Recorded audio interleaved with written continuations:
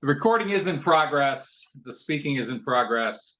It is the new spanking new brand new version of the podcast. It's now Rhetoric Training for America. We have moved off the hardcore rhetoric warrior metaphor, and we're going to move over to a little more neutral training. But that doesn't change the goal, which is to get some of this rhetoric ideology, this rhetoric approach, this rhetoric technology shoved out into the world and see if people will actually use it. You're just laying down the sword. Yes, I'm laying down the sword. I'm coming in with a olive branch instead of a sword. So I'm Dr. Dan, American rhetorician, all the stuff. And again, today we're talking to Dr. Dave Payne, emeritus. And today we're going to talk about purpose, the function of purpose, telos, trajectory, motive, all these word of clouds around it. What are you trying to do when you walk into a situation and you want to be rhetorical? So that's what we're doing. And you launched, earlier in the week about the Taylor Swift stuff going on right now. We're about a week and a half away from the Super Bowl. And so, like, seeing all that stuff kind of thrown up into the universe and the MAGA coming in on it, and then sort of people like going, what? So what is the purpose of like the NFL's using Taylor Swift for their purposes. Taylor Swift's using the NFL for her purposes. MAGA is trying to drag them over into their purposes. So it's a war of purpose. Well, and then there's the added, because this could be influential, it must be purposive. So there is the effect back to cause reasoning that, so this must be the deep state. Once again, you get back to your ultimate causes for whatever effects you observe.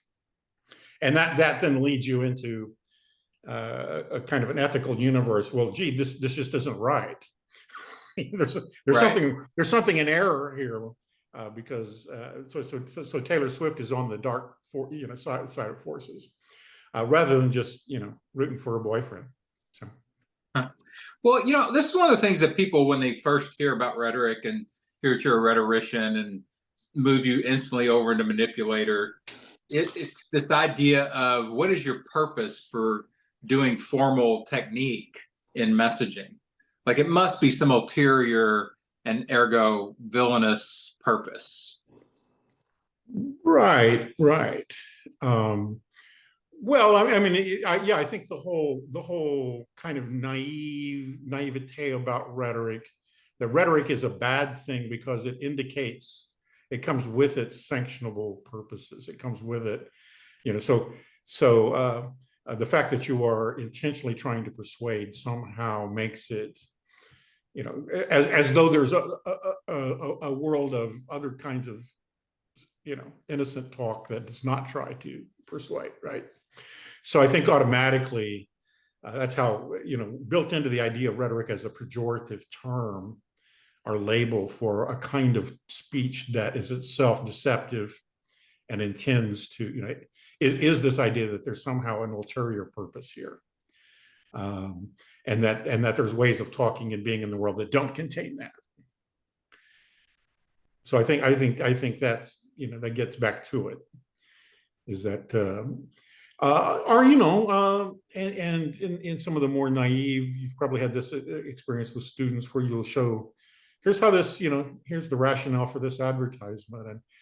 And it seems perfectly obvious to you. And they go, wow, I never thought about this from that point of view, that these things were put there with this one goal, right? To affect your perception or whatever.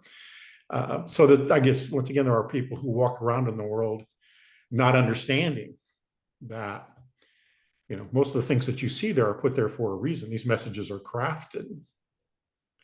So along with that becomes this automatic suspicion. Right. Somebody back there that I don't know and that I'm not currently seeing had a purpose and purposefully and designed this message to accomplish that purpose with me. It's like the whole flap over subliminal advertising, for instance.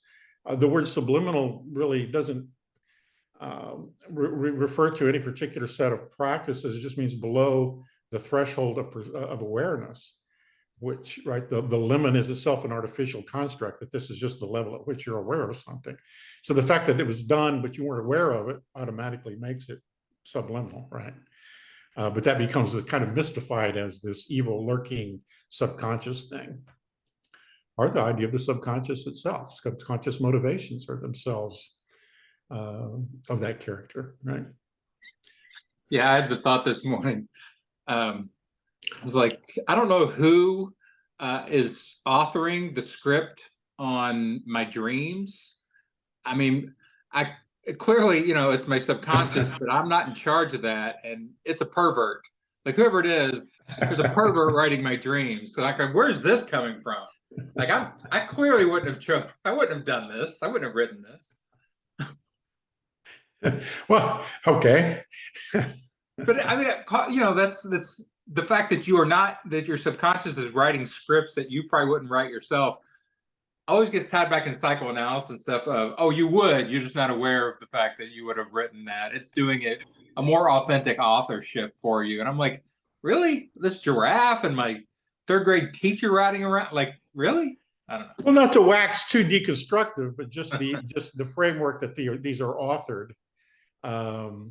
is itself a kind of an intentionality to it, that there is an author with motives and purposes doing this. Once again, leading to your own ethical judgment about whatever that is going on inside your head, a pervert, right?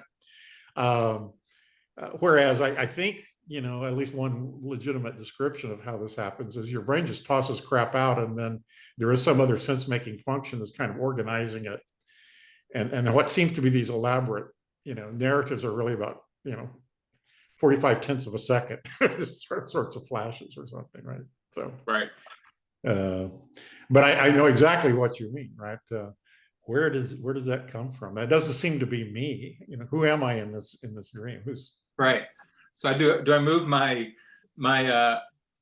authorship, my real self over into that and say, oh, that's who I really am, or do I like, hey, get this author out of my head because it doesn't feel like me at all. Well, and let's make a note of that, just sort of in the parking lot or the margins of the conversation when talking about purpose, is that probably that whole subject of agency is relevant here, right? And back to Taylor Swift, since these things are actually having impact, there must be agency, and if there's agency, there must be an agent. And what kind of agent is needed to produce this kind of cataclysmic effect, right?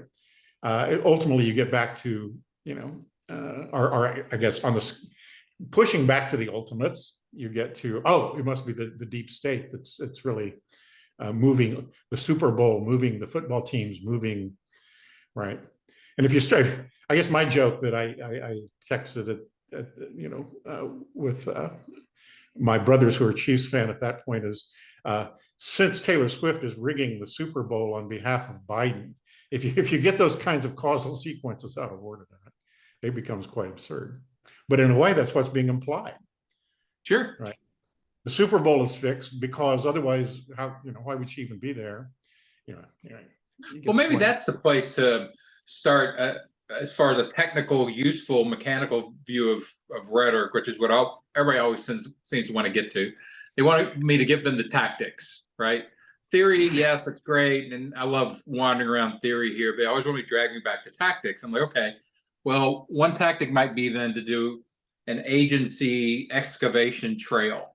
So let's take this message and then draw back the agency trail of where it came from, what are the sources, because it gets back to something that I developed for information work, which is kind of mega down to pico categories of information.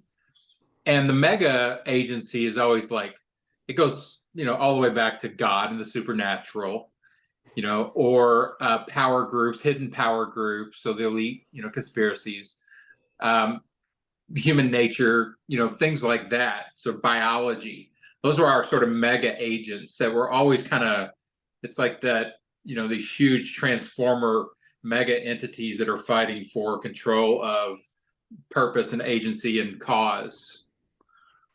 Sure, and you can't avoid the basic hermeneutics of good and evil that interlace with those once you are dealing at that level of abstraction and force, right?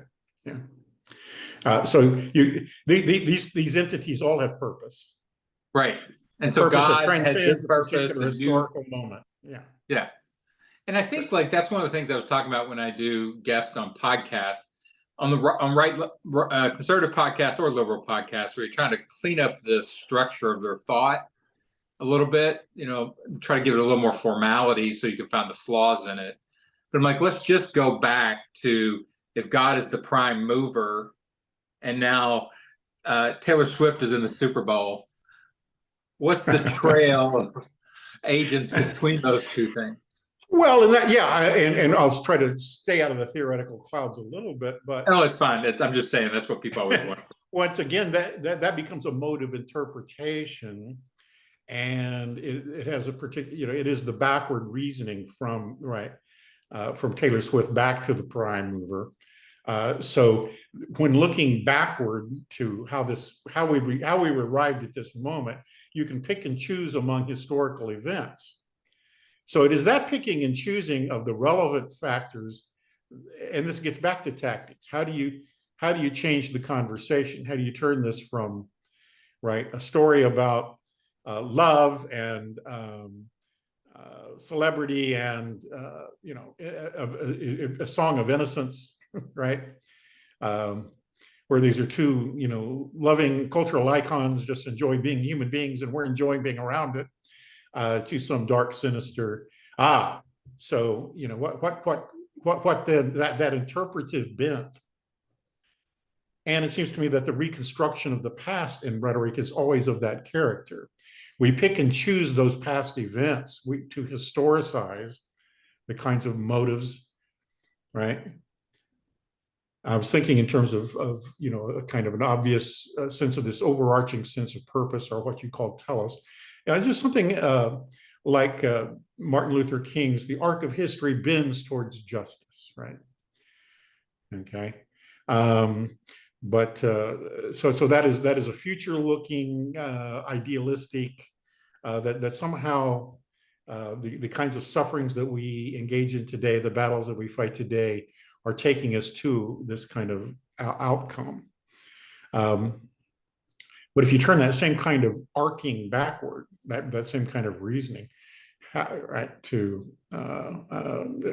pick and choose the counter narrative, right, to how did we arrive at today's injustice, then we pick and choose different kinds of events on a different kind of timeline. So that is tactic, right? We do interpretation. In fact, that's kind of one thing that rhetoric ultimately must be is. It is a communal reading of these events and these signs, and how that might be steered, right? And it is steered by picking and choosing those kinds of interpretive themes and arcs and patterns with which the audience is familiar or psychologically disposed to adopt.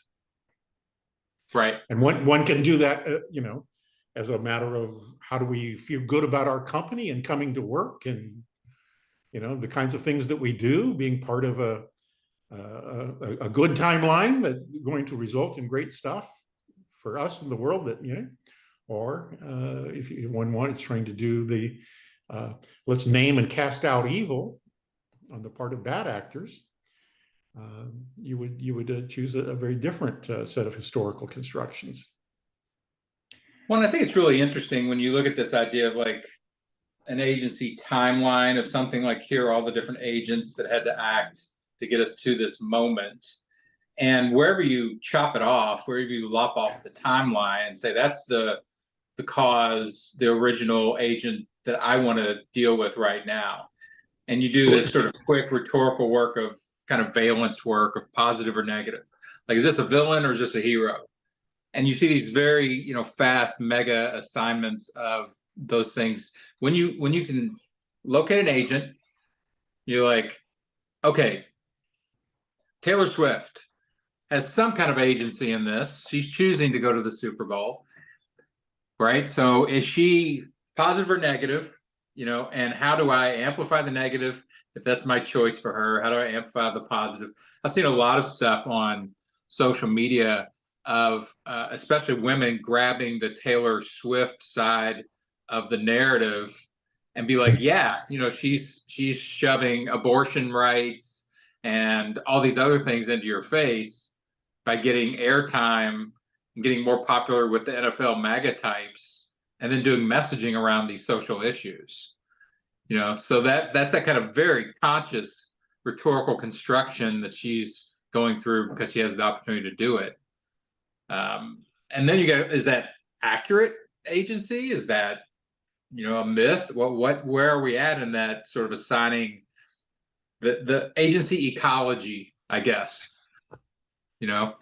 Well, there are all these opportunities and frames that one could pose. So one glance here, and it becomes this sort of cacophony or cauldron of people doing these kinds of interpretations. That's just sort of the media environment in which we live, right? And some of it can get very entertaining. So some of the criticism of this particular move and what it says about the people who are making it, I find pretty entertaining too. That's another sort of vocabulary of motivations, right? Why are these misogyny? Why are these people upset with Taylor Smith or Taylor Swift, right? But so one little framework, that you just sketched out is, well, Taylor Swift is a human being. She has great celebrity, and it's a perfectly reasonable thing. She's certainly not the first celebrity to think, gee, I can advance certain causes for good here, right? But then one little reporting that one might get off of Fox News or whatever is Joe Biden's trying to get Taylor Swift's endorsement. So Joe Biden becomes the evil agent trying to, and this ain't right. Why that would be, I don't know. Right? Why that would somehow be out of the norm of even if true. But once again, if Taylor Swift has the kinds of purposes that you say she does, it's going to be logical that she's going to support the Democrat regardless of, right, whether it's Biden or somebody else, right? Well, it's very interesting to watch people. There's the pro agency yourself, the source is trying to be its own agent. And then there's the counter narrative for the agent where Biden is behind all of this. Like, they've done a lot of this. And this is one of the reasons why I think people are like, oh, Biden's behind the polls. I'm like, well, this is the first time Biden's been in the public eye being attacked for his agency, consistently by national sources for years on end. He hasn't been around. They were taking tons of shots at him when he was vice president, but now that he's been president for 4 years, he's absorbed a lot of dark arrows that are assigning him agency just, on villainous fiction. Like, he's the mob boss behind all of this. And you're like, just that dark agency, Dark Brandon, yeah. Well, yeah, Biden didn't get all the heat because we had Obama, right? And Obama was getting all the heat. And before that, it was Hillary, and before, yeah. So that is part of the game here, I guess. But and once again, there's all these sort of stock commonplace tropes that are available and out there. Which one of the public candidates or figures has not been featured as Hitler? Going back how far? I mean, right? Yeah. Yeah, I've argued we need a new dictator. For some reason, Stalin never got to the, we need to broaden our hall of villains for the narrative a little bit. It's like, I'm getting tired of seeing Hitler. Yeah, I think it's interesting as to why he will continue to be the gold standard, right? But yeah, I mean, you can't use Pol Pot. You can't use, Genghis Khan. I see people every once in a while throw stuff like very historical villains, and everybody's like, I don't even know what that is. I guess Hitler still got enough recency that he has some, vibrancy in his villainy. Still. I think it's culture, and I think it may be rhetorical. If you get back to, well,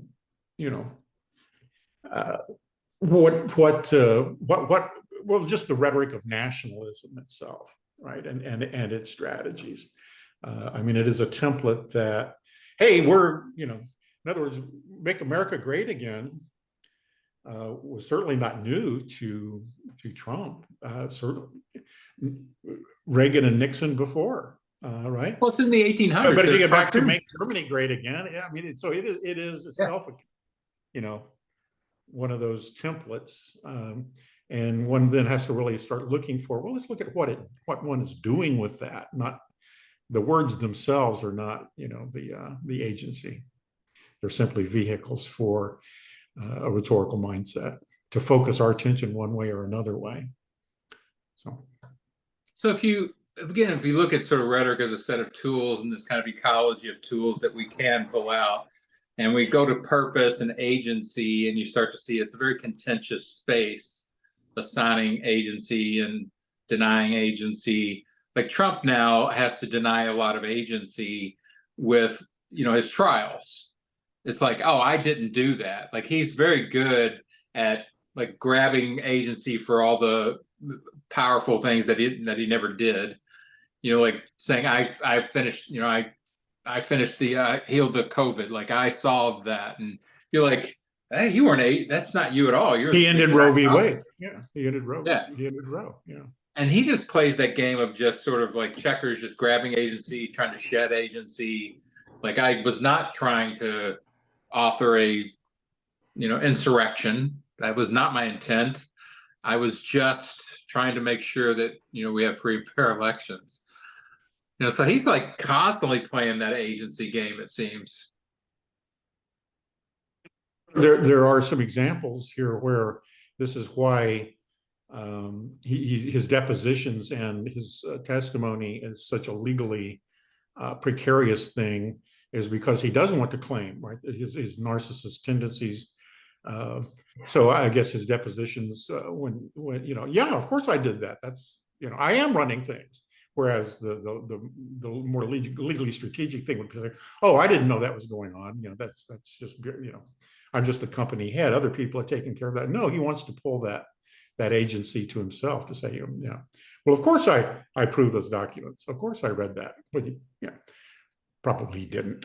But so in a way, he isn't playing that game as maybe as skillfully as his lawyers would like for him to do that. Oh, I don't think he plays stuff very skillfully. He just grabs everything, you know, and if it starts to hurt a little bit, he tries to get away from it. If it does good stuff for him, he doubles down.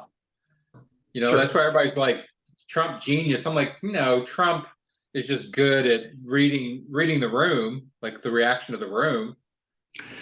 But you allude to this a minute ago when, you know, you were talking about Biden becoming the target, and you know, whoever's in that seat will become the target, and that's part of the strategic. But what that does is it perpetuates this idea that the president is, you know, the leader. It is part of the way we can rhetorically construct the leader, right? As this person who has those potentials, those powers, when indeed, you know, so and part of that is because we also want to be able to blame the person who's in charge, right? And so I think we have a very, very unrealistic and counterproductive idea about what the person and their character and and once again their innate motivation. So I think in terms of you know, rhetoric and leadership and organizations, that's a humanistic kind of anthropological consideration that's incredibly relevant.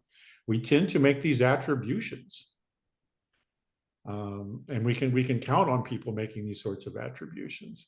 So yes, hero villain is part of the drama that they're in.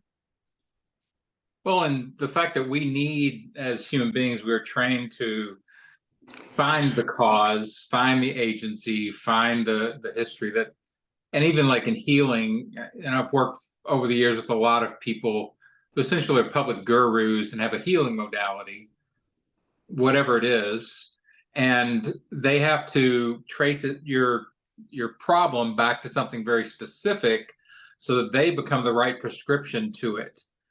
Sure. So it's like, oh, you are this way because, you know, like in psychoanalysis, because your childhood, that's the agency you experienced back then, and therefore I know how to deal with that.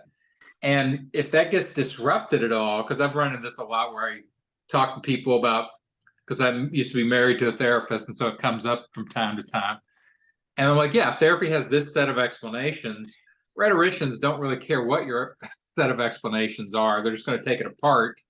That's the whole game to me. It's like, oh, I see the tools you're using, the tactics, the techniques. I'm like, I'm just going to take it apart and look at it a little bit, which drives people crazy if they've already accepted an agency trail as the trail, as a very valid way of looking at human beings.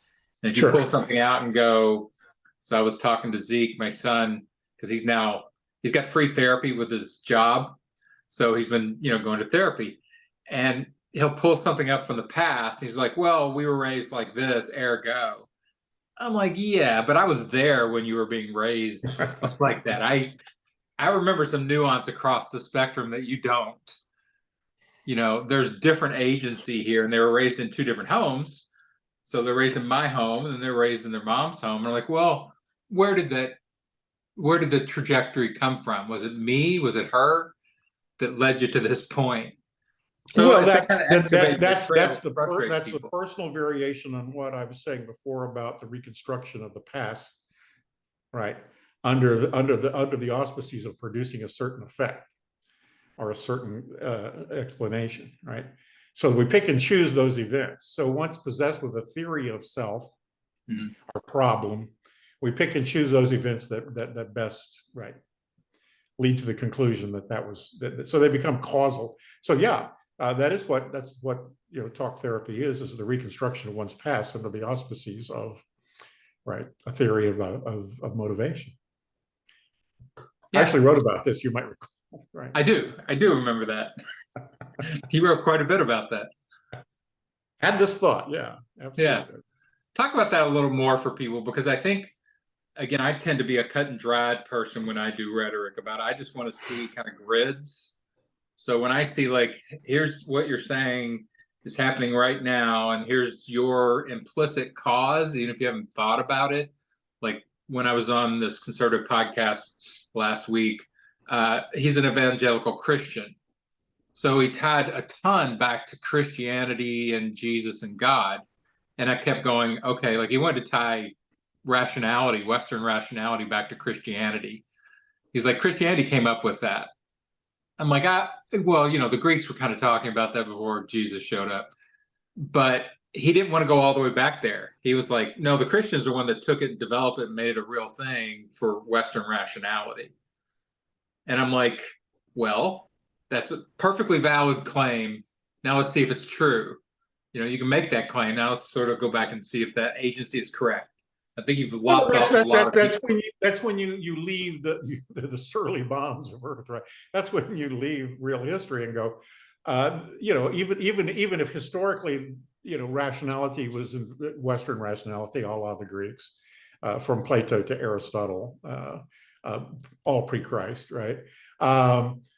Even if that's, but then of course, what happens with, in Christianity, Augustine, Thomas, right on down, is that they were reading Plato and Aristotle. Right. So there is a relationship there. Yeah, that's kind of my point. It's like, well, it gets embedded. But once again, sure. And this is why our often cited Fred Burke says, anytime you're in this domain of human purpose as a motivation, it's laced with mysticism. We can believe that entire historical development was somehow incipiently the purpose of the Christian motive, because the Christian motive pre-existed Christ, right? So right. This was so and of course you get into these giant tautologies, oh yeah, I mean the Father and the Son. The Father already had the Son in mind when right. Okay. Oh, the unmoved mover is a hard argument from effect to cause. Right. So that purpose was sort of out there from the beginning to arrive at this moment. And so I mean this person to associate that timeline, just sort of lining up the goods and who are the agents in that story. from that person's particular interpretive universe. And just to say that, once again, when we're looking for agents and agencies, every ideology comes complete. The Marxist knows who the bad guys, who the good guys and bad guys are, right? And we continue to point those out. So the game of politics really is just that kind of, fantasy football with your teams of good guys and bad guys. Yeah, and I love getting that into people's heads. To wreck it with a metaphor, yeah. No, but if you can get that into people's heads, that these are just pieces on your chessboard, so both sides have their characters. Of course, you're saying that, yes. And you're just trying to move your queen, your god, or your king, queen, because that had all the power, into the right, and everybody else is like, no, your queen can't do that, your god can't do that, like it doesn't have that power. Right. Well, yeah, we would like to get people playing with some set of rules here about what is and what is not a logical thing to claim about who does what. So yeah, the NSA somehow being in cahoots with the NFL and Taylor Swift to result in a Biden victory. Please, this is spinning your wheels, but that's okay to me. It's like, I don't mind flawed agency reasoning. Like, it's fun to talk about. Maybe it's because of my comedic roots, but to hear something that's so wildly fictional, and you're like, who did what? Like, if you watch the interviews at Trump rallies and MAGA events where they freeze them in logic. They're like, well, if Antifa was trying to stop, the vote from being certified, but Biden is their candidate, why would they want to stop the vote? And people are like, because they can't. Why are we putting them in jail if they were Antifa? Right, but they can't take that agent, and match it up with the purpose. Right. Well, this is this we noted ahead of time that somehow this will shade off into conspiratorial, the dysfunctions of conspiratorial, because these are self-enclosed universes. And so I think one of the hallmarks of that is that entertaining these multiple but mutually exclusive narratives of cause, right? And so once again, the picking and choosing of, well, that doesn't, the Antifa theory of the insurrection not only admits that it was an insurrection, but assigns, the cause, does not square with, oh, gee, it wasn't an insurrection at all, and these were patriots. So how is it that these people are able to entertain both sets of, or really what are 3 or 4 different sets of completely contradictory interpretive frameworks at one time, is really kind of the hard thing to understand. Yeah. And I think what that just means is there's kind of a lack of rootedness in any one particular point of view. Well, and the other thing is, you think about January 6th kind of as a metaphor for rhetoric in general. There's a couple thousand people milling around and fighting and everything else in those. But look at all the agency. Look at all the agents. Was this false flag? Was this the DOJ? Was this MAGA? Was this Proud Boys? Was this Trump? And it's like this big orgy of possible agents that were actually making this happen. And that's been the argument, sort of dissolution ever since, about, well, find me the one that actually did this. And everybody's like, it's Trump. He's the tentpole mover, Sure. The tentpole agency. But any movement has the capability of bringing in many of these sort of layered, causes and people with purposes together, right? So in a way, you could say yes to all of those. The Proud Boys were there, as far as I could tell, right? It seems to me we had camera footage that they were there. Trump really was there, and really did have a sense of, that some of these people were there for him. Although I would think, once again, phenomenologically, if you start peeling back the layers, he was there for them. They were there using him and this occasion for their purposes. And that's what we never really talk about when we get into the leader, is the source and cause of all things, right? that we never talk about all the people that are using Trump for their ends. Right. And I think So we need, I think, you know, in terms of the deconstructive or the interpretive part of rhetoric here, we need more sense of that, right? Who are all the actors on this stage? Because that's where things really get done. So anyway, all of the you know, and that's part of the game of history, is which explanation emerges victorious, and that's also the game of changing that historical narrative to match whatever purposes one has. It's back to George Orwell: he who controls the past controls the future. Remember in 1984, in the 1940s, technology of media there, they called up and they rewrote the newspapers every day to fit whatever narrative they wanted of that day. Well, we don't have to do that because nobody has a media memory longer than 72 hours anyway. And once again, Trump has profited from that lack of memory. Basically, we just redefine it every news cycle, and that really is, you know, kind of the brilliance of the moment, or just even, you know, contemporary propaganda. So then is the ultimate cause, the ultimate agent, historical forces? Like when you start breaking it down that, like, okay, you have individuals who can be the agent, like a leader or Trump, the horde itself, the mass, the mob, but the ideology, is that, you know, or is it the historical forces, this kind of unsentient wave of history moving forward that's causing all this? Because everybody also is still throwing this back to where you're getting this kind of weird conspiracy sounding, but not actual conspiracy, it's reality. Like, is Russia authoring all of this? You know? Sure, that's out there because Putin benefits, and therefore he can become part of the play. Yeah. Well, and nobody weaponized unethical rhetorical practices better than, you know, Russia and, you know, the inheritors basically of Hitler, right? I mean, they took a lot of those same techniques and like, well, we can use these not in war too. Let's see what happens. Well, yeah, there is, you know, I think we're becoming more and more aware of just the dictator playbook, right?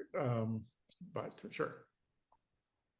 But that, you know, like, so is it, if we're trying to say like, oh, Trump's not really even the prime mover here, it's modernity and the dissolution of, you know, the media and the simulacrum and these kind of big forces.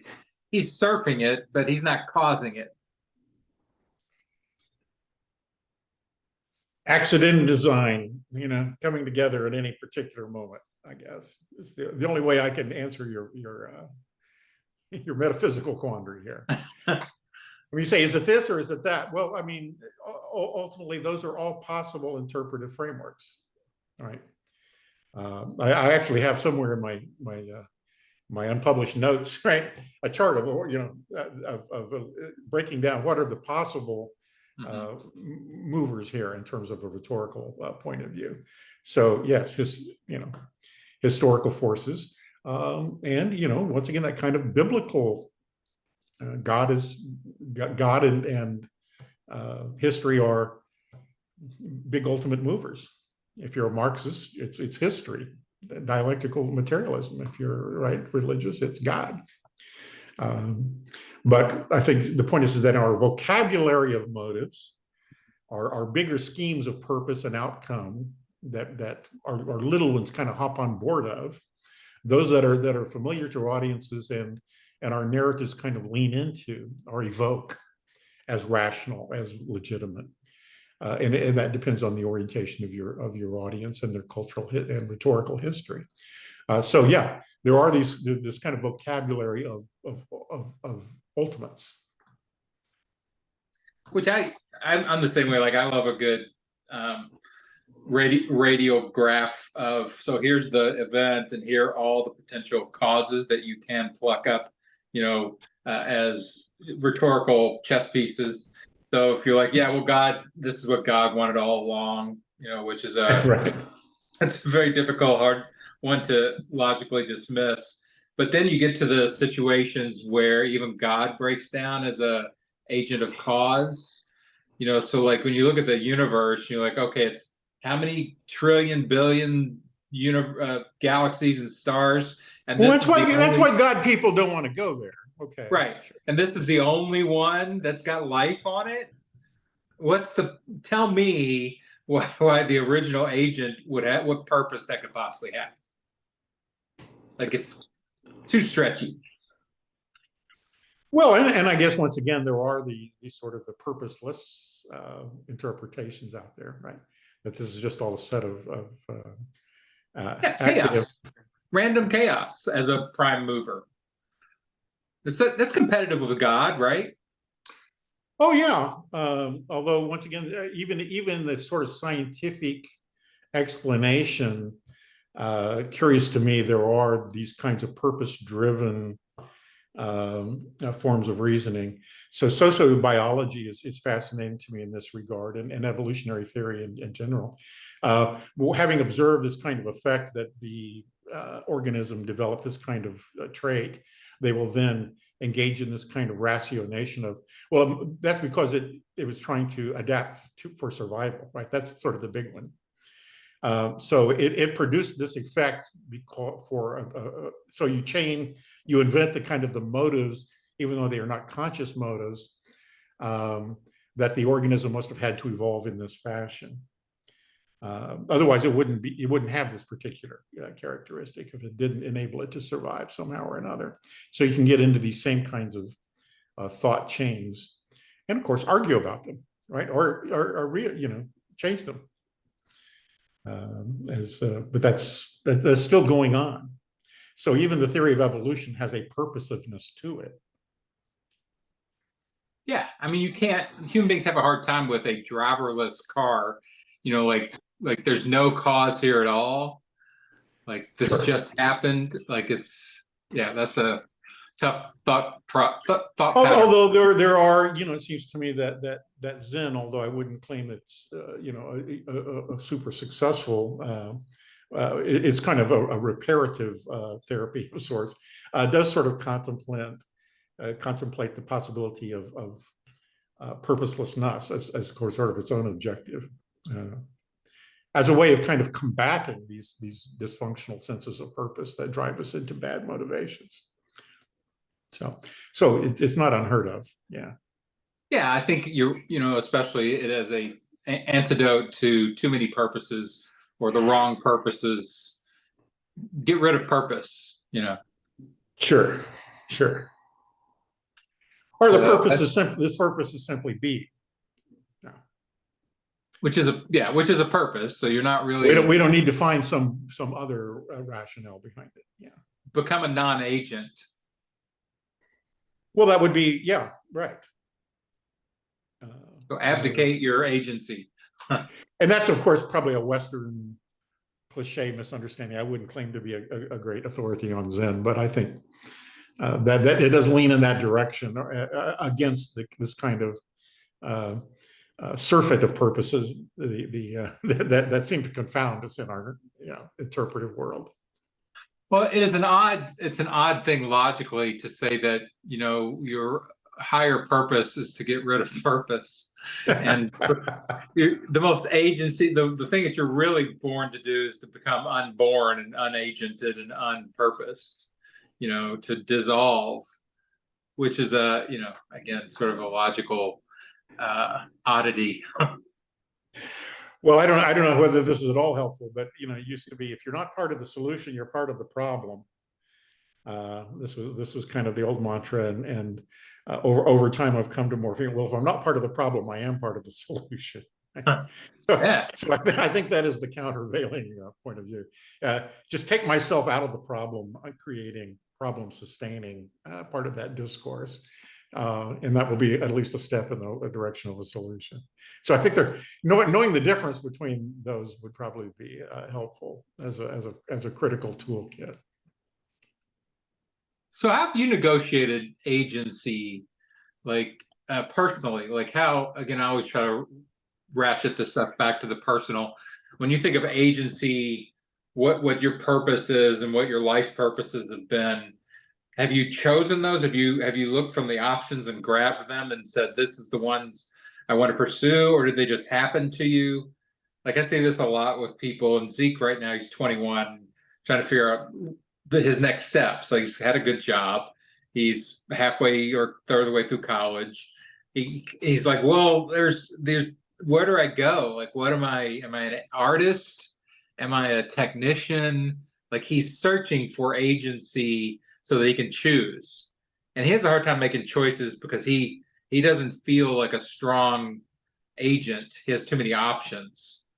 And I know with me, like my agency, born in working class Kentucky, was clear from the start. It was to get away from working class Kentucky, you know? That was a purpose. That wasn't the agency. You adopted the agencies that were available to you with that purpose in mind. Right. I became an That's why agent to make education. that That's why purpose. education was a route for you, the same way that professional sports might be for somebody of a different socioeconomic background, or whatever, or government service for another, whatever. Right. So I took on the agency in order to accomplish that purpose. Well, that would make sense, wouldn't it? A means to an end. Yeah. But is that how agency happens then? We're not born with agency. We pick and choose from the agency possibles based on desire or anathema towards our Yeah, current I don't experience? think we're probably, I mean, I think if we want, that we may, as biological organisms, be born with a certain amount of agency. We can move matter, right? Whatever. But where that goes from there depends on historical accident and design. And so I think I'm too much of an existentialist to ask the question. When you say about what Zach's doing, is he searching for agency or is he searching for identity? I would think he's searching to have an identity that then anchors this agency somehow or another. If I want to be a technician or I want to be an artist, when almost any artist looking back at how they got there would have to say it was both technology and creativity. Those things must work together. So I think agency is exactly that merger. So as an artist, his technology skills will be his agency. Same way if he were a great painter or musician or some other. But at the time he's worried about identity. Who am I, right? As kind of this hypothetical platform. And as an existentialist, I think maybe that's the wrong question to ask. Just do, right? Right. And I think that's what he's done. He's now having just done, he's kind of like, I'm not unhappy where I'm at, but I want more of a super happiness. I want the trajectory that fits me. I want to become the well, yeah, agent that quest for happiness is one of the pitfalls of the purpose world, right? That's one of those overriding purposes, which is the most elusive. Sure. Yeah, and you see the pursuit of happiness. And you see a lot of the guru types who are like, that's basically what they're doing is like, I know what you're after. You're not happy enough now, or you even unhappy. Here's the trajectory you should follow, and that will remake you into the agent, or I will remake you into the agent that will follow that trajectory. And then you see people falling off all the time, like, well, I'm doing this, but I'm not getting this. So I accepted the agency, but it's not actually getting me the outcome that I want. Yeah. Well, having spent my entire life working with young people who are in the same sort of self-gestating mode, and they may come to school education with all these purposes, ideas about what they want to do, but ultimately they fashion themselves as a brand, as an identity, however you want to talk about it, around the opportunities that come to them and sort of the identity marketplace that's out there. So we all make our peace with that. We'll make our compromises there. So you may be beset with these, but then these opportunities to do stuff. And once again, then the reflexive quality of that is you become the person who did that. So you have to incorporate that. So I can say, yeah, I don't think I was born with the purpose of fighting ignorance and educating people and making the world safe for ideas. those all became little banners along the way as I found it possible to get through graduate school and make a living and feed myself while avoiding factory work and right. So, so then do you look back and reinterpret your agency then? Like, I mean, identity's here and agency, and then, you know, where you ended up. I think like when you're older like this, and you look back, okay, and you're like, okay, did I end up here because of my chosen agency, because of my agency, or because of circumstance, you know, things like that? I think there's a little Donald Trump in all of us in the sense that we all want to claim to have impacted things that we didn't choose. You know, see pursuit of happiness and therapy. A little Donald Trump in the all of it. previous That discussion, right? We all reconstruct the past under the auspices of some favorable interpretation of events, right? We you know, we will all try to account for success and failure when constructing these kinds of narratives. Sure. so we overclaim our agency when it works to our And we identity overclaim our purpose. failure, right? Because failure is all bound up with agency. If you didn't have any power to control things, you didn't fail. So to fail at something is to automatically adopt an interpretation of these events where I could have influenced things, or I had influence. I could control my fate. So it is itself attempting. It is part of you know, the construction of success and failure are themselves bound together in that interpretive world, and it is all about agency. Sure. Well, and this is again one of the big wars I've experienced with personal agency versus sort of cultural agency, or even going back to like linguistic agency, that you're kind of pre-programmed to a certain life when you accept a certain set of language and a certain culture. And it does a lot of agency for you. It's going to take care of an awful lot of which you did not really choose. It's just unconsciously kind of running your machine. And, you know, I think that's one of the things first attracted me to rhetoric. And even Exactly. it's, you know, it's like, oh, I can interrupt more of this. Well, rhetorical training is itself to increase your vocabulary, to increase the kinds of language that you can inhabit, and those are linguistic agencies. So, from the teachings of the sophists in Greece, that's exactly what they were marketing. To say, here you can be a different person, you can succeed at court, you can win in the law courts. You can influence people, right? How to win friends and influence people. So that's what sophistry is all about. So as a rhetorician, and you're saying here, I want to do rhetorical training, it is to precisely to gain control and sophistication with employing rhetorical strategies that, you know, will transcend one's class, as you pointed out about your own, and I pointed out about my own background, to provide social mobility. And that's what education is about, is it not? At least what state education is about, the people who paid me, and what rhetorical training is about. Here, if you can successfully pull off these performances, and it is what leadership is about. You can have more power to influence people if you are able to do these kinds of things. So yeah, that's exactly what we've been talking about at the practical level. Yeah, and that's, I mean, I'm still doing it. I'm basically a sophist that I'm selling, you know, rhetorical tactics and training to mostly business people, but also in politics and sort of personal efficacy in the world. And it is the sense of I'm competing with other self-help. I mean, rhetoric at some point becomes a set of tools. Like you said, you can do your own identity work on yourself. You can see yourself as having more ability in situations to affect those situations. And you have a set of tools. I mean, it's literally this set of, you know, like I see people trying to use the fallacies in argument now, like hitting somebody with, oh, that's a straw man. And I'm like, you feel like you just dropped a bomb on them, right? Like you just put them in a straitjacket because you labeled their fallacious reasoning. And now you expect them to give up that sword and they won't be fighting with that one anymore. They just keep fighting with it. It doesn't really matter whether you've labeled or not. But it is the set of, you know, that kind of equipment for living, right? The Burkean, you know, stories. Rhetoric is the same thing. It's equipment for living. Well, I think so. And I, once again, not to continue to wax philosophical, but I think in the bigger picture, and I sense this in your mission with the work that you're doing, being fated by these kinds of tropes and metaphors and narratives that we seem like we've got to work and sacrifice and let blood on behalf of to prove their truth on the planet.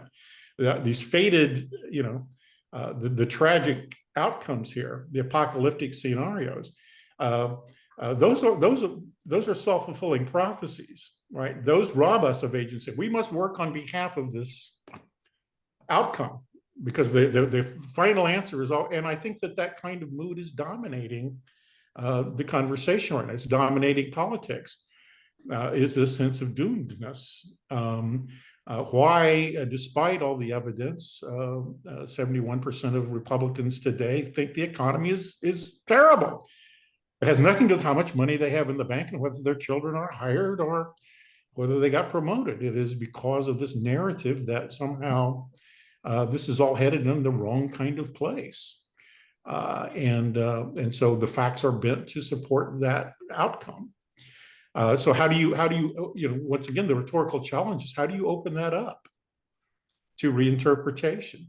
Facts don't seem to be working very well because, and what we have been talking about is how does one then live in these kinds of interpretive bubbles where the conclusions are already known from the assumptions that we make. We're finding it shockingly difficult to do. And part of that has to do with the media environments in which we find ourselves, the kind of selectivity over media, the weakening of institutions, but also, the kind of the prevailing force of these dominant narratives. And the people who, gain power and advantage as a result of repeating them over and over and over again. So I think there is this kind of bigger picture here that the rhetorical point of view, the sophist point of view that you're talking about, where we can adopt, we can adapt, we can strategize and change things, is itself a humanistically positive, framework. Yeah, they keep asking me. You got to get a group consensus that's where we're right. Well, and that's part of it too. I think when I appear on the conservative podcast, they always end up asking me, well, what are my politics? And they ask me, am I religious?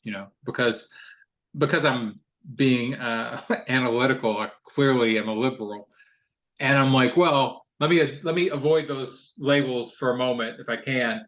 And I'm like, here are the things. Like I sort of built a list of. I have an acronym for it, but it's about 12 things that I tend to believe in and I tend to vote on. Like I tell them, I vote for the funniest candidate because I'm a comedian. right. The person who's going to be best to comedy. Not that they're able to make fun of the best, but like they set the right environment, whatever. But and they're like, what do you mean? I'm like, well, that is a criteria that you can do your politics on. Like who's the best with jokes? Who's the funniest guy? Who's the most, comedic? And I'm like, Trump is just too much drama for me. Like he's too much hardcore conflict. He just roils everybody up and he ruins comedy. You can't relax in comedy clubs anymore because everybody's so, dysregulated and outraged that they're. Well, I mean, it is all my battle, right? My struggle. Yeah, and so I'm like that. He's bad for comedy, so I'll never vote for Trump. Well, he does not introduce a lot of comic points of view. Yeah. He does fund many comics, but some of the that avoids. They don't know how to react to that because they haven't been told how to react to that. But sure. Like when I use humanism, so that's one of my pinpoints. I'm like, well, I'm a humanist. I'm not religious anymore, but I do believe that you should basically try to treat everybody pretty well. That seems like the best policy to me, And humanism, man, it's been a while. I remember the right went after humanism, I think in the 70s, pretty hardcore. Secular humanism became the modern school. Yeah. Yeah, but it's been out of the godless evolution of its own, right? It's been out of the headlines for a little while, but it's been brought back. And so he had some pre-built attacks ready for humanism. I'm like, I don't think you understand. Let's go back and let's see if we can define what humanism is. because it underlies all your Christianity, at least like, the real Christianity about, treat others as you want to be treated. It's pretty humanist. And he's like, they don't like like when you again sort of let's pull the strands out of the rhetoric and say, instead of just making humanism a demonistic term. Yeah, well, what Jesus is for these days is up for grabs here. He's been, I read it sort of the same as you. You sort of thought, well, hey, look, guys, we've already got a vengeful God. What we really need is to care for each other and make it a good planet to live on. Yeah. So, Jesus has been through some things lately. Jesus has been through some revisions lately. Absolutely. Well, I had the thought last week too about like the only two human beings I know that tried to change that had their skin color changed was Michael Jackson and Jesus. That's funny. Yeah, I think you're, once again, there is no comedy in politics for that particular group of people. And once again, even all the 50 shades of gray that are contemporary conservatism, which I think to me are not all consistent with classic conservatism. They all have the point of view that we are looking backward, and the fall has happened. We are falling backward. Right, it is the lament for the past, for the lost past. Things were better once, and now we're falling away from that grace. Right. I think that is the fundamental clause. So that's a tragic point of view. And the only thing you can do then is kind of rescue yourself and get on the right side of this stuff, because it's coming down. And I hear that echo of that drum over and over and over and over again. And if you start, once again, start sampling as I do, it's my job, right? These kinds of discourse. It all begins with something has collapsed, something has failed, right? And so those rhetorics are dominated by a presumption of failure. This is, everything has failed, and how do we set it right again? Well, that's a pretty hard, there's something very tempting about that reflex. And people come to that with a sense of failure. People come to it with a sense that something has gone wrong, and what can I get on board of to either save myself or, right, live with this, right? Shoo. It's a tough one. I'm curious. But the comic impulse is directly an opposite of that. Right. The comic impulse, things are fine. Let's have fun. I'm curious as to your reaction, because there's two things that are sort of allied rhetorics. Like I remember, I guess it was in my master's degree, I got interested in the rhetoric of corruption and pollution, which came back up, in the last few weeks or months of the campaign with Trump saying they are poisoning the blood of America, which is a very hardcore propaganda, anti-immigrant, subgroup rhetoric. And they just lifted it directly out. So they lifted that one, basically unedited out of the propaganda toolbook. And then this week, Tom Cotton talking to the head of TikTok, whatever, I guess it was TikTok, who's from Singapore, and asked him, have you ever been a member of the Communist Party of China? Like the exact words of McCarthy. And I'm like, how do you lift these things out? Even a drop of that sort of blood, even if you were 15 years old. Right. Yeah. How do you drop that? How do you resurrect that stuff that easily and drop it into modern day discourse? I guess it is the rhetoric of forgetting. Like you have to remind people. It's part of the, it is a religious structure. It is the guilt, redemption, purification cycle. It begins with a sense of corruption or pollution, right? Something is tainted, something is wrong in our midst. Or is something out in the world, and then how do we see that it is corrupting us? Well, something becomes there's evil in the world, and it's corrupting in our own midst. Or you have to have an agent in that cycle. You have to have an agent, right? So you have to assign an agent that caused this if you're going to do anything with it politically. Sure. No, this is not just gee, stuff happens. There is typically, because you can't battle it, you can't you can't cast it out unless you give it agency, right? Mhm. Agenthood. So it must be this is why we construct these evil forces that are causing this to happen. The naming of the problem is the first rhetorical step. This Can't is we how just throw a goat? once again, and you want ultimates. This is why the international Jewish conspiracy is hanging out there as Right. kind of the fail-safe moment when your conspiracy theory, right, goes global. But there is this, you know, vocabulary of evil along the way. Little evils get piled up into that one big evil or whatever. Yeah. And so yeah, we become aware of problem, we become aware of pollution, or corruption, or we see that pollution is seen as a corrupting influence in our midst. Then we give it a name, because we can't cast it out, we can't purify ourselves of it until we name it. And then when we start recognizing it around us, then we know. So once again, that's how Taylor Swift becomes an agent of evil. That's how.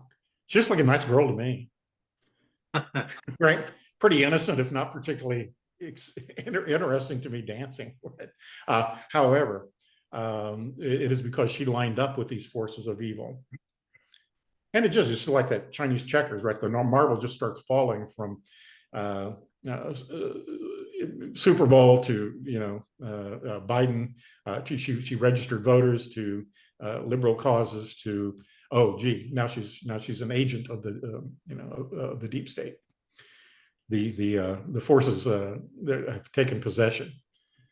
So this is basically the religious cycle, interpretive cycle, whereby we can be motivated and gathered together to cast out evil from our midst, and achieve our own personal purification as a result. There is that redemption or rebirth that we get from having cleared ourselves of that, right? Right. We took out the agent of evil. Huh? We took out the agent of evil, so now we can be pure. Well, and you know, it's like the old revival tent. You do this on a yearly basis when they come through town, right? This doesn't last, because the world, you know, I grew up with a kid who would go to the revival tent with his family and then come home and break all of his rock and roll records. And then in the subsequent year, he would rebuy them. Right. You know, by the time April rolls around, he's smoking cigarettes and cussing and listening to rock and roll music again, drinking a beer. But then he would go to the revival tent and all of a sudden have to renew the impulse. Yeah, because if there's one thing we know, is that the devil has better music. Well, that's true. That's true. Across the board. Well, it's music. It's music that can make you wiggle your butt in certain kinds of ways. And, yeah. Well, cool, man. Again, you know, I always enjoy these. I want to, you know, just sort of keep bouncing around on these different topics, because to me, sort of, again, I get drawn into the world of business and sort of people trying to find actionable information. They just want to use it right now, which is nice, because like when you teach in college, it's, oh, you're going to use this in the future, and they sort of lose it in that abstraction. So they at least have concrete purposes. But it's always fun to come back and just wander the whole field of rhetoric. You know, oh, here's a big hornet's nest of theory. You know, here's some practical technique. So it's always fun. Well, they all hook up at some level, right? I mean, the tactics and strategies are there because they do this kind of work, and that doesn't mean, you know, I don't know what kind of mastermind. I don't think most of the practitioners or even the masterminds who sort of have intentionality behind all of this. But we are all swept up into these kinds of interpretive tide pools and eddies, and they exist as structures for, you know, they're just imperfect evolutions of the means of human cooperation. How else do you make society and get people to move and work in one kind of direction? So organizations have to be, and nations are all using these same kind of shared templates. Those shared templates just go back in time to tribal society, where, you know, people weren't all that smart, and they're shared because it doesn't require being all that smart. Right. They get repeated over and over and over again. So anyway, for what it's worth. Yeah. Well, come hang out here. We'll make you smarter than your tribe. All right, we'll For do a the short modern period, tribe. for a short period of time. Yeah, not happier, but maybe smarter. Well, again, thanks. Super fun. This has been Rhetoric Training for America. Get out there, persuade people. Don't shy away from it. Train yourself a little bit so maybe you can be more effective with it, and come back and see us again in the next episode.